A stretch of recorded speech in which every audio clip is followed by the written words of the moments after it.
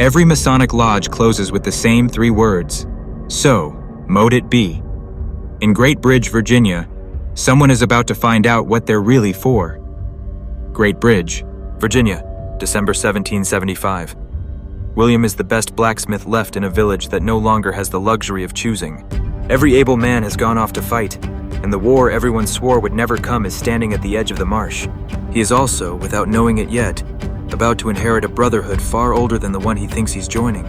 The Blue Lodge Order is a secret brotherhood as old as Solomon's Temple, sworn to a duty most Freemasons never learn is real, standing watch over the 72 spirits bound in the Ars Goetia, hidden inside a book disguised as an ancient palimpsest. When Lord Dunmore marches on Great Bridge, he brings a general's army and something with a demon's patience wearing his face. William is initiated into a fraternity of ritual, symbol, and blood he never asked to join, bound by the same words spoken in lodges the world over. So mote it be, and armed with a blade that remembers more than he does.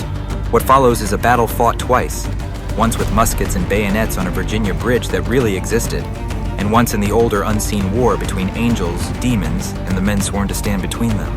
The Blue Lodge Order is a Masonic historical fantasy for readers who want their Freemasonry, their Revolutionary War history, and their supernatural stakes in the same book, grounded in the real Battle of Great Bridge, built on authentic Masonic symbolism and ritual language, and driven by a spiritual war hiding in plain sight inside a lodge room.